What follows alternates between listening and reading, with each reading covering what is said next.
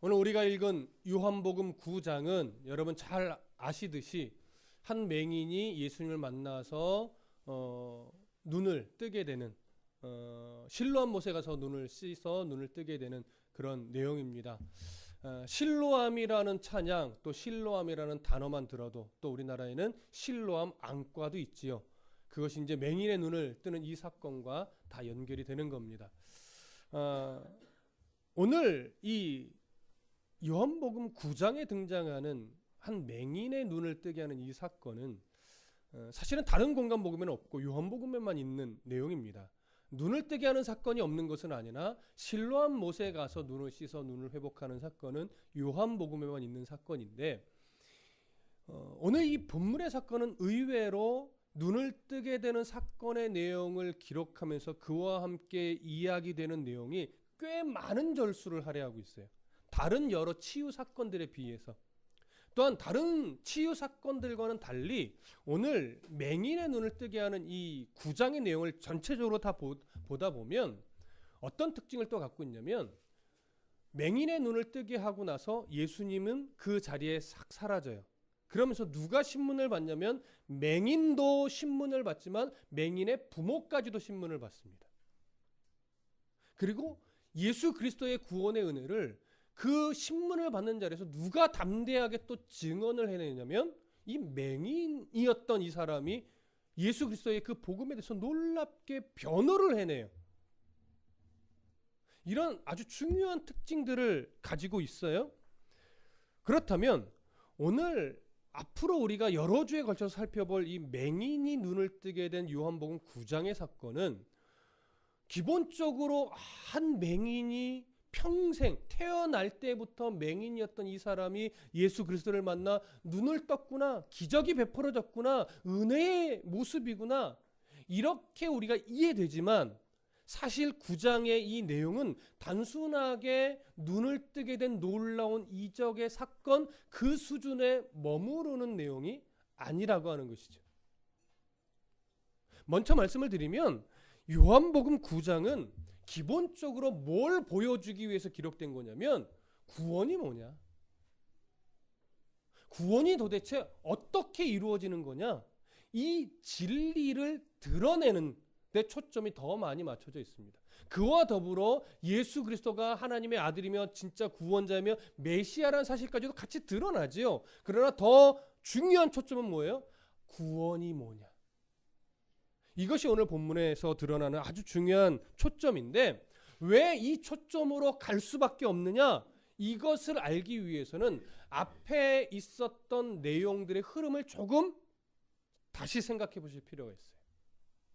여러분 6장으로 한번 쭉 넘어가 보십시다. 생각해 보니까 8장은 거의 2달 한 것 같아요. 그러다 보니까 8장 내용도 가물하실 수 있지만 6장으로 좀 멀리 가보십시다. 여러분 6장에서 있었던 중요한 사건이 뭐였죠? 오병이어의 사건입니다. 오병이어의 기적을 베푸시고 나서 예수님이 가버나움으로 가셨어요. 가버나움에서 이제 이야기 중에 중요한 핵심이 뭐였냐면, 예수님은 무엇으로 이 땅에 오셨다? 생명의 떡으로 이 땅에 오셨다. 이것을 가르치셨단 말이죠. 근데 생명의 떡으로 오신 예수님을 가르친 결과는 어땠죠? 대부분의 사람이 예수님을 떠나갔어요. 나중에 6장을 한번 정리하듯이 한번 읽어보세요. 생명의 떡이신 예수님을, 오병이어의 기적 후에 생명의 떡으로 오신 예수님이 자신을 드러내며 가르치셨는데 결과가 뭐냐? 대부분의 사람이 예수를 떠나갔어요. 이게 6장의 기본적인 골격이에요. 7장으로 넘어가 보시죠. 7장은 이제 초막절 절기로 갑니다. 초막절에 예수님이 예루살렘으로 올라가셨어요. 중요한 초점으로 어떤 예수님을 가르치셨을까요? 생명의 생수가 되신 예수님 자신에 대해서 가르치시면서 구원으로 초청하셨어요. 근데 결과가 어떻게 됐을까요? 결과. 그렇게 가르치시며 자신을 드러내고 구원으로 초청한 결과 여전히 예수님을 대적하는 자들만 생겨났어요. 6장에서는 떠나갔어요. 7장으로 가니까 어떻게 해요? 이제 대적하여 완전히 예수님과 적대 관계가 이 형성이 더 깊게 만들어졌죠. 8장으로 넘어가 볼까요? 8장에서는 어떠한 예수님을 드러내셨냐면 세상에, 제가 여러분들 입술을 보고 있어요. 근데 아무도 세상에 하니까 탁 안 떠올라요. 빛으로 오신 예수님을 드러내셨습니다. 자, 세상에 빛으로 오신 예수님을 가르치며 드러내셨는데 그 결과 어떻게 됐을까요? 유대인들이 예수님을 논리적으로 이겨내지 못하니까 감정적으로 반응하는데 대적을 했죠. 대적한 것으로 끝났어요. 여러분, 8장의 마지막 절이 어떤 내용으로 끝났습니까? 돌을 던져 죽이려 했어요. 근데 그러한 예수님을 하나님이 감추셨죠. 그래서 성 밖으로 나가게 하셨어요. 여러분, 6장, 7장, 8장을 잘 보면 예수님은 자기가 구원자로 오셨고 메시아임을 드러내셔서 가르치셨는데 계속해서 그 말씀에 반응하여 믿음의 백성이 온전하게 생겨난 것이 아니라 떠나가고 대적하고 죽이려 들고 이런 모습으로만 사실 결과가 드러났고, 가르칠 때마다 그 대적하는 강도가 더 세질 뿐이지요. 그리고 나서 얼마만큼의 시간적인 간격이 있는지 정확하게는 알 수 없으나 이제 맹인을 고치신 사건으로 연결이 되는 겁니다. 그래서 우리가 지금 먼저 정리해야 될 것이 뭐냐면 6장, 7장, 8장과 이걸 하나로 묶고 6장, 7장, 8장과 9장은 도대체 어떠한 연관성을 가지고 있는가? 왜 9장에서 맹인의 사건이 나와야만 하는가? 이거를 생각해야 되는 거예요. 여러분, 6장, 7장, 8장의 내용이 결국 보여주는 게 뭐냐면, 결국 뭐 지금까지 설명드렸던 이 간단한 이것을 다시금 한마디로 정리해 보자면 뭐냐면요, 사람의 능력으로는 이 땅에 오신 예수님이 누구신지, 이 땅에 왜 성육신을 하셨는지 알 수 있는 자가 있다 없다? 없다. 이적을 베풀어 경험케 해주고, 그 다음에 진리를 가르쳐서 들려주고, 그 다음에 그들과 논증을 하면서 정확하게 논리적으로 설명을 해도 아무도 알아듣지 못하는, 그리고 오히려 결국 예수님을 대적하고 거절하고 떠나가고 죽이려고 드는 그런 모습만 보이는 것이 누구다? 그게 사람이다. 단순하게 유대인이라고 시각을 좁히지 마시고요, 그게 사람이라는 거예요. 그게 사람의 본성이라는 거죠. 그래서 사람 안에는, 사람에게는 예수를 스스로, 예수를 믿어 구원에 이를 가능성이 전혀 없다는 것이 결론적으로 6장, 7장, 8장에서 보여주는 거예요. 그래서 제가 6장, 7장, 8장을 강의하면서 종종 제가 반복해서 말씀드렸던 것이 뭐냐면, 예수님은 자신을 대적하는 무리들에게 이적을 보여주고 가르쳐주고 그 다음에 그들 앞에 논쟁을 하면서 그들이 전혀 반박할 수 없는 어떤 증거들을 들이밀 때 예수를 믿지 않고 구원에 이르지를 못하니까 설득해서 예수를 믿게 하려고 가르친 것이 아니라고 말씀드렸어요. 여러분, 이거 잘 이해하셔야 돼요. 여러분, 기억나십니까? 어떻게 해서든지 믿지 못하는 이들을 설득해서 가르쳐서 예수님을 믿게 하려고 가르친 것이 아니란 말이에요. 그래서 그냥 아주 객관적으로 예수님이 그들에게 진리를 가르치셨다는 것을 그냥 드러내셨고, 그럼에도 불구하고 그 진리를 받아내지 못하고 결국 거절하고 대적하고 예수님을 죽이려 하는 그들의 모습을 그냥 그대로 드러내셨지, 설득하고 가르치셨는데 결국 그들은 안 받고 예수님을 거절해서 예수님이 정말 능력이 없는 사람처럼 이런 것이 아니라는 거예요. 여러분, 만약에 예수님이 그 당시 사람들을 설득해서 구원에 이르게 하려고 애쓰고 노력한 거라면요, 예수님은 실패한 거예요. 이 무슨 말씀인지 이해되세요? 그래서 그들이 예수님의 말씀을 이해해 먹지 못하니까 안 죽으셔도 될 분이 죽으신 것처럼 되는 거예요. 이게 이단 사이비들의 논리예요. 이단 사이비들이 결국 무엇을 얘기하냐면 하나님이 인간의 구원을 위해서 예수 이 땅에 보내셨다. 그래서 그들을 설득하고 가르쳐서 구원에 이르게 하려고 했는데 완악한 사람들이 예수님의 말씀을 거절하고 듣지 않고 죽이려고 해서 어쩔 수 없이 예수님을 죽으셨다. 구원을 완성하지 못했다. 그래서 두 번째 예수로 내가 왔다. 저 아니에요? 제가 왔다는 것이 아니고 그 이단 사이비 교주들이 그래서 두 번째 예수로 내가 왔다라고 강조하는 거예요. 그래서 여러분 이 복음의 메시지에 예수님이 이 땅에 성육신하신 것을 우리를 설득하여 구원에 이르게 하려고 온 것이 아니에요. 우리에게는 가능성이 없기 때문에 오셔서 가능성 없는 우리들을 드러내셨고 구원에 이르는 방법은 뭐밖에 없다? 예수님이 십자가에 죽으시는 방법밖에 없다. 이걸 보여주는 거예요. 우리는 은연중에 오해해요. 예수님이 설득했는데 보여줬는데 가르쳤는데 그들이 안 믿어서 구원에 이르지 못했다. 물론 그들이 안 믿어서 구원에 이르지 못한 거죠. 근데 예수님이 구원에 이르게 하려고 막 가르치고 설득한 것이 아니에요. 하나님이 이미 작정하신 자, 그들은 결국 무엇 때문에 구원에 이른다? 예수님의 십자가에 죽으신 그 보혈의 공로 때문에. 구약시대 사람도 결국은 누구의 공로로 구원에 이르는 거예요? 예수님 십자가의 공로예요. 구약시대 사람도. 예수님 당시에 예수님을 따르며 구원에 이른 사람도 결국은 누구의 공로가 그에 적용된 거예요? 십자가 보혈의 은혜가 적용된 거예요. 수천 년이 지난 오늘의 우리도 그 2000년 전에 죽으신 예수 그리스도의 십자가의 공로로 인해서 우리가 구원에 이르는 거죠.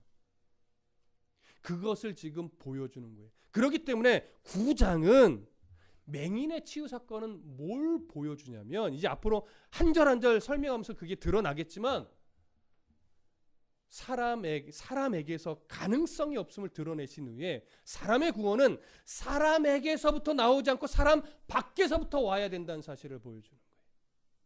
무슨 말씀 이해되십니까? 그래서 그런 시선으로 오늘 우리가 본문을 보게 될 겁니다. 이런 8장 12절 잠깐 가보시면 요한복음 8장 12절에 예수님이 세상의 빛이신 예수님을 드러내시면서 이런 말씀을 해요. 함께 읽어볼게요. 시작. 예수께서 또 말씀하여 이르시되 나는 세상의 빛이니 나를 따르는 자는 어둠에 다니지 아니하고 생명의 빛을 얻으리라. 자, 생명의 빛을 이야기하면서 9장에서 누구가 등장해요? 빛을 전혀 태어나면서부터 보지 못했던 맹인이 등장하는 거예요. 근데 그 맹인에게 빛을 주시는 분이 누구예요? 이제 예수 그리스도가 등장하시는 거죠. 그래서 한편으로 9장은요 무엇과도 같냐면 이 8장 12절 나를 따르는 자는 세상의 생명의 빛을 얻으리라는 이 말씀에 대한 하나의 실예가 되기도 하고 하나의 주석처럼 이것에 대한 정확한 설명의 역할도 하는 겁니다. 그래서 12장은 단순하게 치유 사건의 수준으로 보시면 안 돼요. 구원이 뭐냐에 대한 그 본질, 이걸 오늘 본문이 가르쳐 줍니다. 그래서 9장은 매우 중요한 장입니다. 단순하게 치유 사건으로서 놀라운 일 이 정도에 머물러서 이해하시면 안 됩니다. 자, 1절 보시죠. 요한복음 9장 1절 함께 읽습니다. 시작. 예수께서 길을 가실 때에 날 때부터 맹인된 사람을 보신지라. 자, 예수께서 길을 가실 때에 어디 길인지는 알 수 없으나 아마도 예루살렘 남쪽 지역 어디쯤일 것으로 봅니다. 근데 이 시기가 언제쯤일까? 보편적으로는 두 가지 시선이에요. 7장 8장이 초막절과 관계가 있어요. 그래서 초막절이 끝나서 얼마 지나지 않은 대략 10월 당시 유대인 달력으로 10월 중순에서 그 어간일 것으로 보는 시선이 하나 있고 또 하나는 그렇게 한 3개월, 2, 3개월이 지나서 수전절 무렵일 것으로 보는 시선도 있어요. 어느 것이 정답인지는 알 수 없는데 나름 이 앞뒤 문맥을 살펴보니까 어디에 가깝냐? 여러분 10장으로 한번 가보세요. 10장 22절.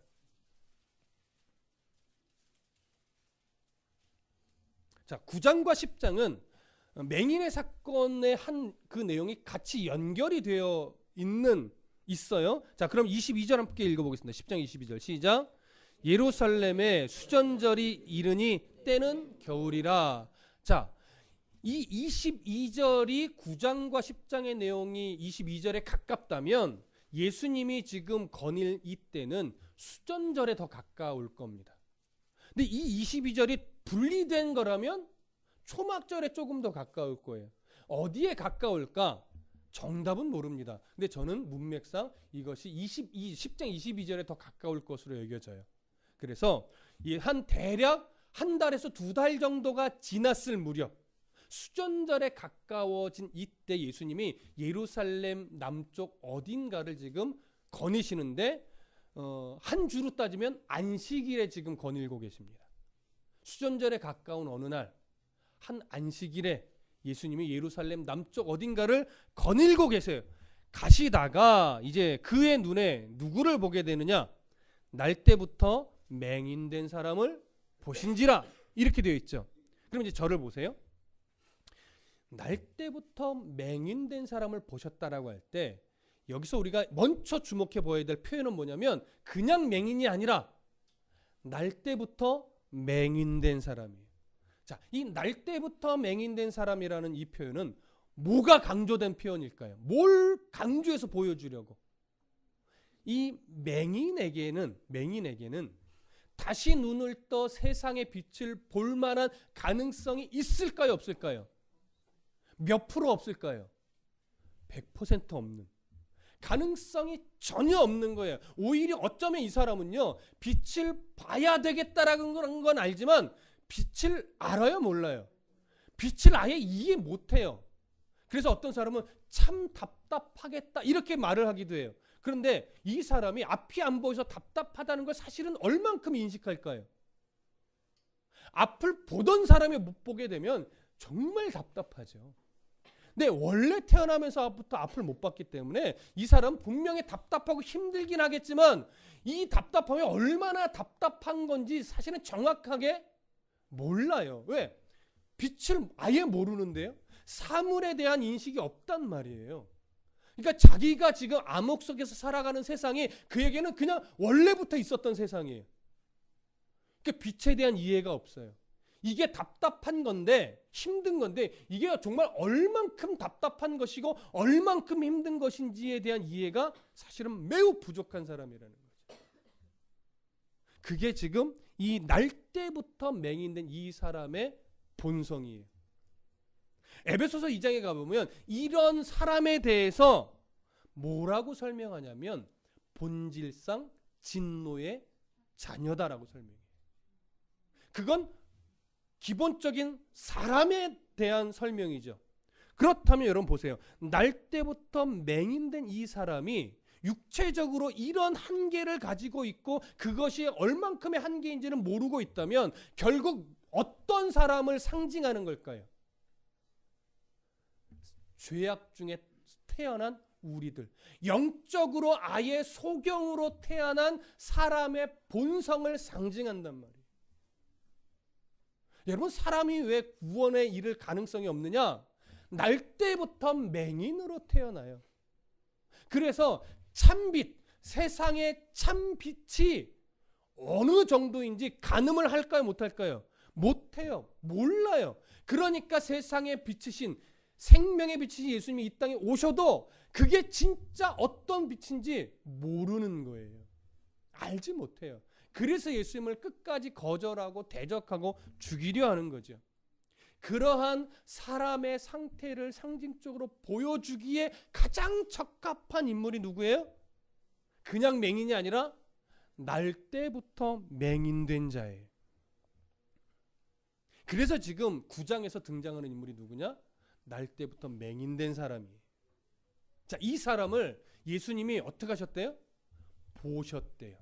자, 이 보셨다라고 하는 이 단어를 헬라어적으로 보면 뉘앙스가 단순하게 시각적으로 봤다라고 하는 차원에 머무르지 않아요. 조금 더 깊은 의미가 있습니다. 그건 뭐냐면 그를 아셨다라고 하는 거예요. 아셨다. 근데 이 아셨다라고 하는 건 뭐예요? 그의 형편과 사정을 아셨다. 어떤 형편과 사정일까요? 영적으로 이해하면 구원의 일을 눈을 뜰 참빛을 볼 만한 능력이 전혀 없어서 자기가 가지고 있는 세상이 전부인 줄 알고 살아가는 그 사람의 상황 형편을 다 아신 거예요. 근데 놀라운 건 문법적으로 보면요, 과거 형태로 쓰여 있어요. 지금 지나가다가 보고 알았다가 아니라 지나가서 보기도 전에 이미 그의 사정과 형편을 다 알고 있었다 이거죠. 그러니 좀 넓은 시각으로 보면 우연히 맹인을 길 가다가 본 걸까요? 이미 알고 그를 만나기 위해 예수님이 그 길을 지나가신 걸까요? 그렇죠. 이미 아시고 그의 사정과 형편을 아시고 예수님의 뜻을 두고, 물론 그 뜻은 하나님의 뜻이죠. 이미 뭔가를 계획을 갖고 그 길을 지나가신 거예요. 누구를 만나려고? 이 날 때부터 맹인된 이 사람을 만나시려고. 그럼 어떤 계획이겠어요? 결국 하나죠. 그의 눈을 뜨게 해주려고 예수님이 찾아오신 거예요. 그래서 그것이 그에게는 구원이죠. 그렇다면 여기에는 뭐가 암시되어 있을까요?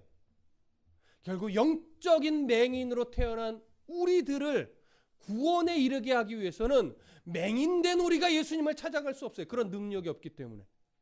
그러니 방법은 하나죠. 맹인된 우리를 예수님이 찾아오셔서 참빛을 볼 수 있도록 눈을 뜨게 해주시는 은혜를 주기 위해서. 그게 우리에게 임한 구원이라는 거예요. 여러분, 제가 그런 말씀 늘 드렸잖아요. 우리가 너무 착해서, 우리가 너무 예수님을 사랑해서 예수님을 우리가 찾아와서 예수님 구원에 이르게 해주세요 했더니 예수님이 네 열심히 갸륵하다, 맞나요? 네 열심히 참 가상하다. 그러니 내가 네 기도와 네 애씀과 네 찾아옴, 네 눈물을 보았으니 내가 이제 구원해 줄게가 아니라고요.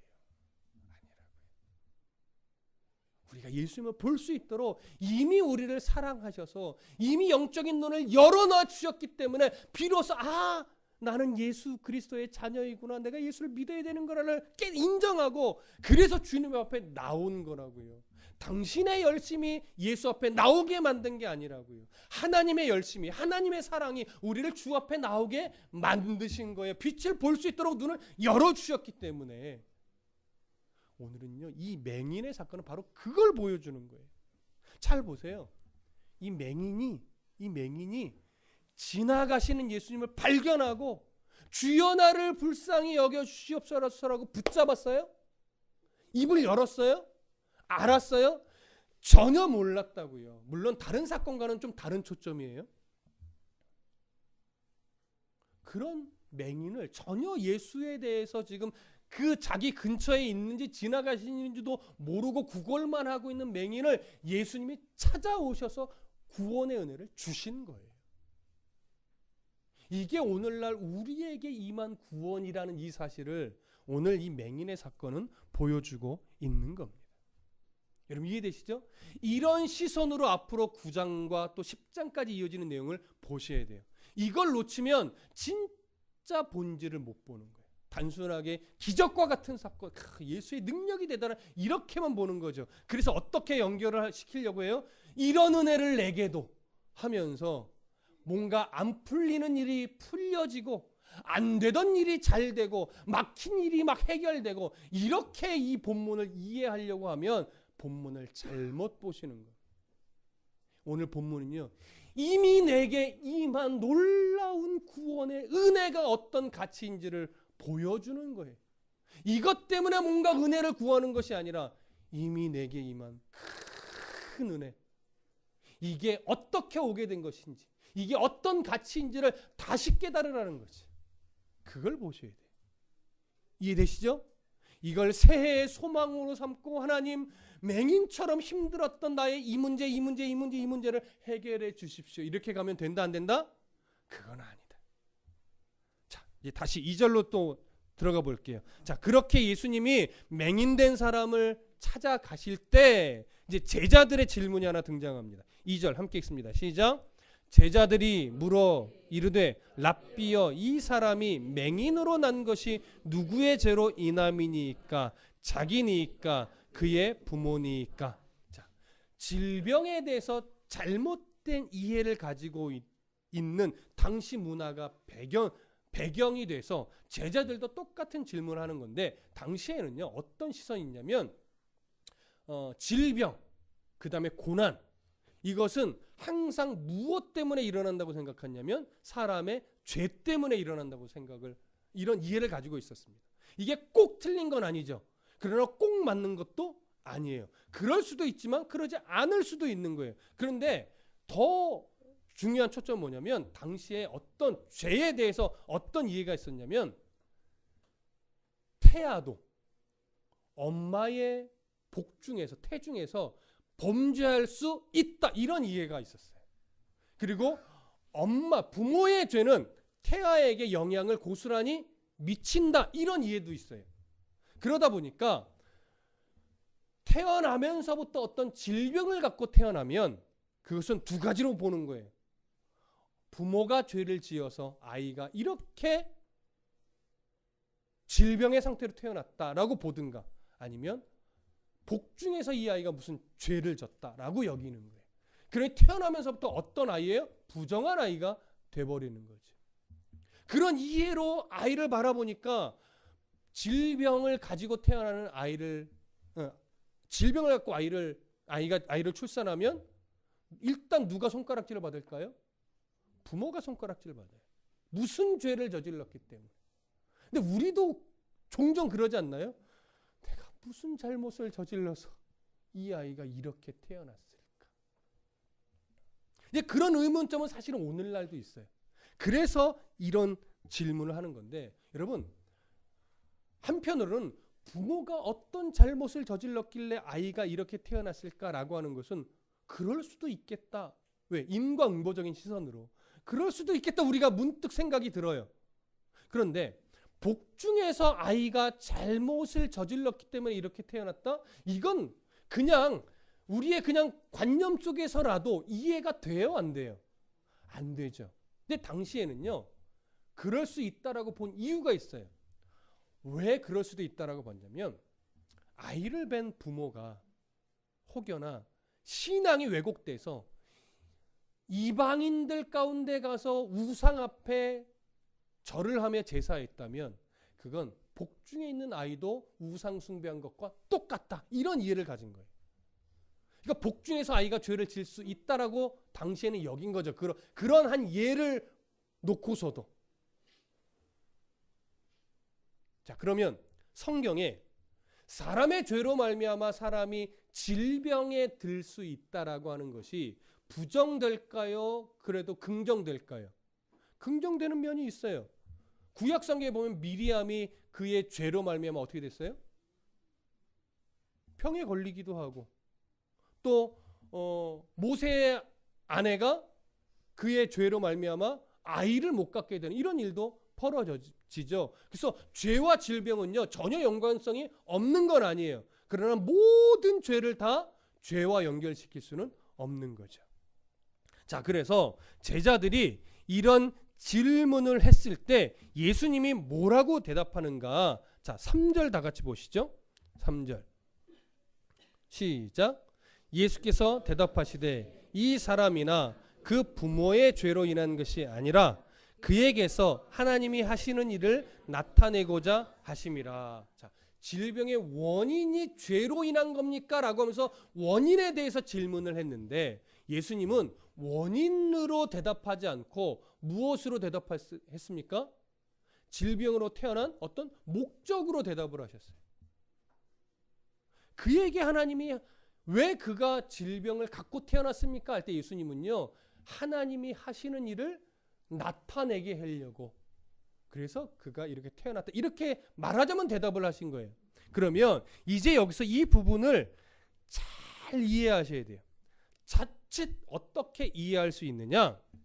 하나님이 자신의 뜻을 세상 가운데 드러내기 위해서 한 사람을 맹인이라고 하는 아주 힘든 상황으로 태어나게 만드셔서 그가 평생도록 힘겨운 일을 겪게 하실 수도 있구나, 이렇게 생각하게 되는 거예요.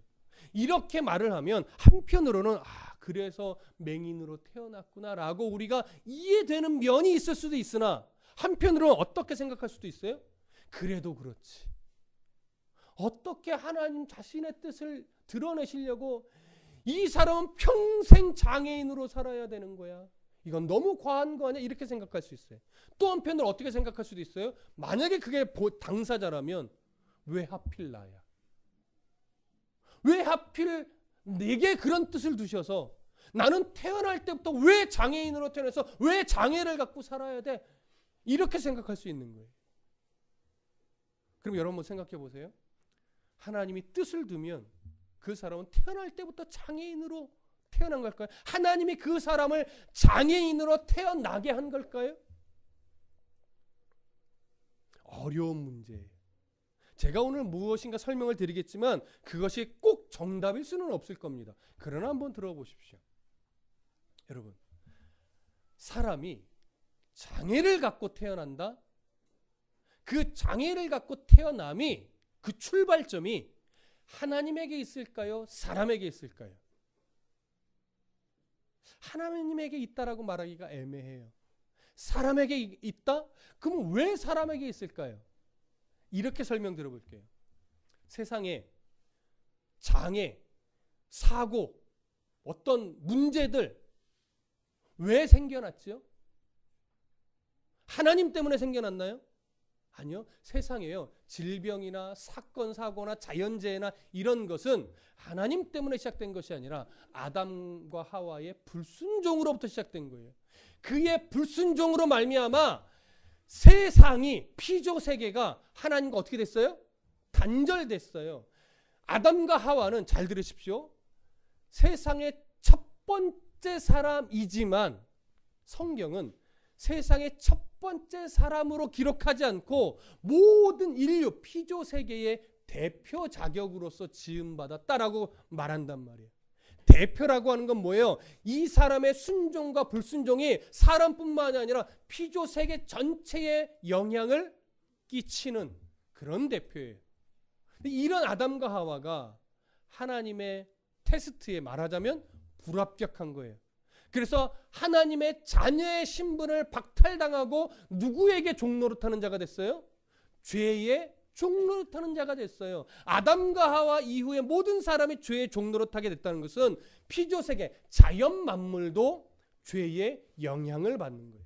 그래서 모든 동물, 식물, 자연은요, 본래 사람에게 해를 끼치는 존재가 아니었어요. 그런데 그 불순종 이후에 자연이, 짐승이, 동물이, 하다못해 곤충까지도 때로는 사람에게 해를 끼칩니다. 어쩔 때는 사람의 육체를 죽이기도 합니다.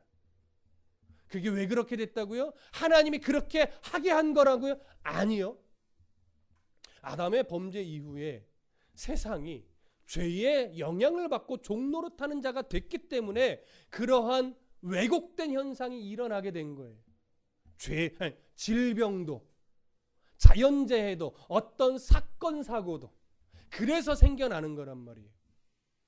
그럼 왜 그런 것을 하나님이 그냥 놔두실까요? 잘 들으십시오. 하나님이 그냥 놔두신 이유는 그게 우리의, 아담과 하와의 범죄 이후에 우리에게 처해진 대가이기 때문에, 이미 선언된 대가예요. 너희들은 죽는 존재다. 거기서의 죽음은 어떤 죽음을 말해요? 하나님과 영원한 단절이죠. 그 영원한 단절의 상태가 된 가시적 증거가 뭐냐면 육체의 죽음이고 질병이고 사건, 사고들이에요. 그런 걸 볼 때 우리가 죄인이구나를 아는 거예요. 죄 때문에 세상이 이렇게 엉클어졌구나, 이걸 우리가 깨달으라는 거예요. 그래서 하나님이 허용적으로 놔두십니다. 근데 하나님이 허용적으로 놔두시고 방치하나요? 아니죠. 그럼에도 불구하고 하나님이 뜻을 두고 사람을 구원하시죠. 자, 그러면 구원하시는 하나님을 세상 가운데 특별하게 보여주는 역할의 사람이 있어요. 오늘 그 중요한 역할을 맡은 자가 누구예요? 바로 맹인이에요. 지금도 비록 불구의 몸으로 태어났지만 하나님의 은혜를 덧입어 불구의 몸임에도 불구하고 하나님을 아름답게 드러내는 자들이 있어요. 그들이 하나님께 쓰임을 받는 거죠. 물론 육체적으로 정상인 자도 쓰임을 받지만 육체적으로 불구의 모습이라고 해서 하나님의 영광을 드러내지 못하는 것 아니죠. 여러분, 우리가 잘 아는 찬양 가운데 똑바로 보고 싶어요라는 찬양이 있는 걸 아실 겁니다. 최원순 씨가 그 곡을 썼는데 그분이 그 곡을 쓸 때 이런 고백을 했어요. 자신이 장애인 집회에 가서 찬양 콘서트를 하는데 그 찬양을 하는 장애인들을 잘 보다 보니까 그들이 불쌍한 사람이 아니더라. 영적으로 보니까 그들은 육신은 똑바로 서지 못하는데 그들의 찬양은 어느 정상인보다도 더 아름답게, 더 온전하게 찬양을 하더라. 그러니 그들 앞에 정상인 자기가 찬양 집회를 할 때 오히려 자신의 고백은 이거였어요. 하나님, 영적으로 오히려 내가 똑바로 서고 싶어요. 영적으로 하나님, 오히려 내가 똑바로 하나님을 보고 싶어요. 저들은 육신으로는 하나님을 똑바로 못 보고 육신으로는 똑바로 서지 못하는데 오히려 저들은 똑바로 하나님을 찬양하더라. 근데 나는 영적으로 장애인이어서 오히려 내가 똑바로 서 있지 못하고 내가 똑바로 하나님을 보지 못하더라. 그래서 똑바로 보고 싶어요. 주님, 이 고백은요, 영적 불구자인 우리들을 말하는 거예요. 이렇게 온전하게 찬양하는 것처럼 가면을 쓰고 있지만 실제로 우리는 온전히 서 있지도 못하고 온전히 바라보지 못하는 그런 우리들을 회개하고 반성하면서 쓴 곡이란 말이죠. 그러니 오늘 본문은 결국 뭡니까? 영적인 불구자로 태어난 우리가 어떻게 구원에 이를 수 있느냐? 하나님의 은혜로 예수 그리스도의 십자가의 보혈로만 구원에 이를 수 있다라고 하는 것을 보여주는 거예요. 그러니 왜 오늘 여기서 하나님이 하시는 일을 그가 나타내고자 합니다. 이건 결국 뭐냐면 육신의 불구가 문제가 아니다라고 하는 거예요. 하나님이 그 사람을 위해서 일부러 하나님의 뜻을 나타내게 하려고 일부러 맹인으로 태어나겠다 이 얘기를 하는 것이 아니라 죄의 결과로 맹인으로 태어났지만 죄의 어떤 현상의 하나로 세상이 왜곡되고 어그러져서 그런 이유로 맹인으로 태어났지만 그를 통해서 하나님은 결국 뭘 드러낸다? 하나님의 뜻을 드러낸다. 그도 쓰임받는다 이거예요. 맹인이 고쳐지는 걸 통해서 오늘 성경은 하나님의 구원이 무엇인지를 보여주는 것처럼 오늘 우리들도 마찬가지라는 거 하는 거죠. 자, 그러면 결국 그런 자도 예수 그리스도의 영광, 하나님의 영광, 하나님의 빛 대신 하나님 예수 그리스도를 드러내고 있다면 잘 보십시오. 오늘날 우리들을 통해서 하나님이 원하시는 건 뭘까요? 넘어지지 않고 온전하게 사는 삶을 원하실까요? 여러분, 그렇게 살고 싶지만 안 돼요. 안 돼요. 하나님이 우리에게 원하시는 건 뭐냐면요, 여전히 우리는 영적 불구자로 아직도 죄의 습관이 남아서 바르게 넘어지지 않고 실수하지 않고 살고 싶지만 우리는 늘 넘어진다는 거예요. 우리는 여지없이 실수한다라고 하는 거예요. 우리는 늘 연약하다라고 하는 거예요. 그런데 그런 우리를, 그렇게 자꾸 실수하고 넘어지고 반복되는 우리를 하나님 버리신다 안 버리신다? 안 버리신다. 왜냐하면 구원이 우리에게서부터 출발하지 않고 이미 우리의 조건과 상관없이 우리 밖에서부터 온 것이기 때문에, 다만 우리가 자꾸 넘어지고 자꾸 실수할 때 하나님의 마음이 아프신 거예요. 안타까우신 거죠. 그런 우리를 바라보며 안타까워하시는 하나님을 기억하고 우리가 해야 될 일은 뭐냐면, 물론 안 넘어져야 되고 물론 실수를 안 해야 되지만 하나님이 원하시는 건 뭐냐면 안 넘어지는 것, 실수 안 하는 것이 아니라 넘어졌어도 하나님의 은혜 안에서 빨리 다시 뭐 해라? 일어나라.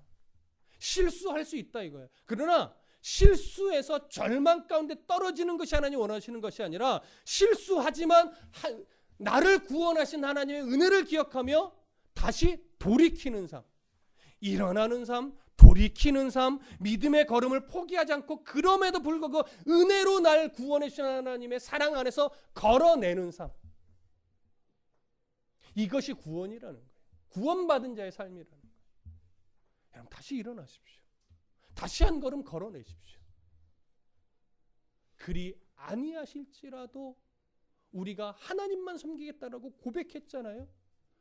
비록 넘어졌어도 다시 일어나면 되고, 비록 실수했어도 다시 하나님 앞에 돌이키면 되고, 그렇게 믿음의 걸음을 걸어내는 것이 오늘 우리에게 원하시는 하나님의 일입니다.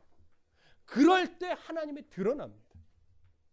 실수하여 넘어져도, 연약하여 부족해도 하나님이 원하시는 건 다시 일어나서 하나님을 바라보고 걸어갈 때 거기서 누가 드러나요? 하나님이 드러난다는 사실이죠. 그게 하나님의 일이에요. 그러니 우리가 연약한 건 당연합니다.